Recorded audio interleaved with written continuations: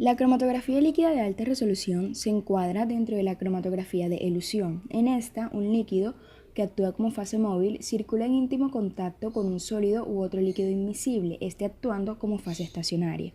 Al introducir una mezcla de sustancias, es decir, los analitos, en la corriente de fase móvil, cada analito avanzará a lo largo del sistema con una velocidad diferente que dependerá de su afinidad por cada una de las fases. Esto supone que después de terminado el recorrido de la muestra por la columna, cada una de las sustancias introducidas en el sistema eluirá con un tiempo diferente, es decir, estarán separadas. Clasificación de la cromatografía líquida. Los diferentes tipos de cromatografía líquida se pueden clasificar de diferentes maneras, pero la más habitual de clasificación es la realizada en base a la naturaleza de la fase estacionaria, ya que es esta la que impone fundamentalmente el mecanismo de separación. Cromatografía de exclusión molecular. La fase estacionaria, en este caso, es un material poroso de tamaño de poro controlado, que permite la entrada de ciertas moléculas de manera selectiva, dejando fuera otras de mayor tamaño. En síntesis, la fase estacionaria actúa como un pequeño tamiz que deja penetrar a las moléculas más pequeñas en los poros del relleno, mientras que las más grandes son arrastradas rápidamente por la fase móvil. De este modo, las moléculas más grandes serán las primeras en el huir de la columna, mientras que las más pequeñas saldrán más tarde dependiendo de su tamaño y del tamaño de poro.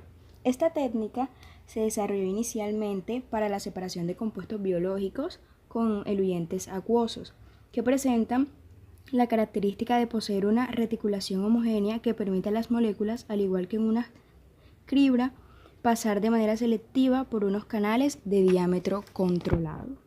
Cromatografía de intercambio iónico. Este tipo de cromatografía se da cuando la fase estacionaria presenta en su superficie grupos ionizados capaces de retener selectivamente a iones de signo contrario que circulan en la fase móvil. Todos aquellos compuestos que presentan un grupo funcional cargado eléctricamente en disolución acuosa pueden ser separados atendiendo al signo y a la carga neta que presentan. Básicamente, en este tipo de cromatografía se utiliza una fase estacionaria que presenta como grupos activos permanentemente unidos a la superficie de la partícula mediante enlace químico, cargas de signo contrario a la de los solutos a separar. Estas cargas son compensadas por contraiones presentes en la fase móvil. Los solutos serán retenidos por las cargas de la fase estacionaria en función de su propia carga eléctrica y de la competencia por los puntos activos de la fase estacionaria por parte de los otros contraiones presentes en la fase móvil. Cromatografía por fases ligadas químicamente. La separación en este caso se basa en un reparto del soluto entre la fase móvil y la fase estacionaria.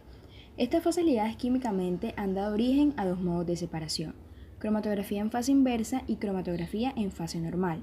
El mecanismo de separación más admitido para el caso de la cromatografía de fase normal es el de adsorción. Esta teoría propone la existencia de una competencia entre soluto y fase móvil por los puntos activos de la superficie de la fase estacionaria. Así, cuando el eluyente puro pasa a través de la columna, se llega a un equilibrio en el que moléculas de la fase móvil quedan absorbidas sobre la superficie del sólido, formando una monocapa que es llamada fase absorbida. Cuando el soluto es introducido en la columna, este compite por los puntos activos de la superficie de la fase estacionaria ocupados por la monocapa de la fase móvil, llegándose a un nuevo equilibrio de absorción-desorción entre la fase móvil, la fase estacionaria y el soluto. El mecanismo por el que se produce la retención en la cromatografía de fase inversa se puede explicar de dos formas. Primero, por el reparto entre dos fases líquidas y segundo, por la absorción del soluto a la fase estacionaria. En el primero de ellos, se considera que la molécula orgánica ligada al relleno se comporta como un líquido o cuasi líquido, y el soluto experimentará un reparto entre la fase móvil y la estacionaria atendiendo exclusivamente a la polaridad de las fases en juego. En el segundo, se puede resumir el mecanismo diciendo que el soluto es expulsado de la fase móvil contra la fase estacionaria, y es en esta situación cuando se forma el complejo soluto-fase estacionaria de cuya estabilidad depende la retención del soluto en la columna. Cromatografía gas líquido. En esta cromatografía se inicia el proceso dejando pasar la fase móvil a través del sistema. Luego se coloca la muestra en el inyector con una microjeringa. La muestra es arrastrada por el gas portador a lo largo de toda la columna, que es donde se encuentra la fase estacionaria, y se da el proceso de separación. Los componentes de la muestra con mayor afinidad hacia la fase móvil serán los primeros en salir de la columna, y los que posean mayor afinidad por la fase estacionaria tardarán más en hacerlo. Al salir de la columna, los analitos presentes en la muestra llegarán al detector. El detector más utilizado en la cromatografía de gases es el de ionización por llama, pero también pueden encontrarse otros como espectrómetro de masa, detector de conductividad térmica, fotoionizador o infrarrojo transformada de Fourier. Inyector. Las muestras inyectadas deben ser de tamaño adecuado. Para esto se utilizan microjeringas calibradas con las cuales se inyecta la muestra líquida a través del septum. La cámara de la muestra se encuentra generalmente 50 grados por encima del punto de ebullición del componente menos volátil. Columna. Las columnas mayormente utilizadas son las columnas capilares, que pueden medir desde unos pocos metros hasta 100 metros. La fase estacionaria en estas columnas es una fina película de líquido de unas pocas décimas de micrómetro de espesor. Dependiendo del coeficiente de reparto de un analito en las fases móvil y estacionaria, tardará más o menos en salir de la columna. Si el coeficiente es mayor para la fase estacionaria, el tiempo de retención es alto. Si es mayor para la fase móvil, el tiempo de retención es bajo.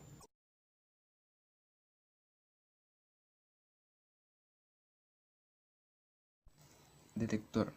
En un detector de ionización por llama, el efluente de la columna se dirige a una pequeña llama de hidrógeno-aire. La mayoría de los compuestos orgánicos producen iones y electrones cuando se pirolizan a la temperatura de una llama de hidrógeno-aire. La detección implica controlar la corriente producida al recolectar estos portadores de carga. Cuando se aplica una diferencia de potencial de unos pocos cientos de voltios entre el extremo del quemador y un electrodo colector situado por encima de la llama, los iones y electrones se dirigen hacia el colector.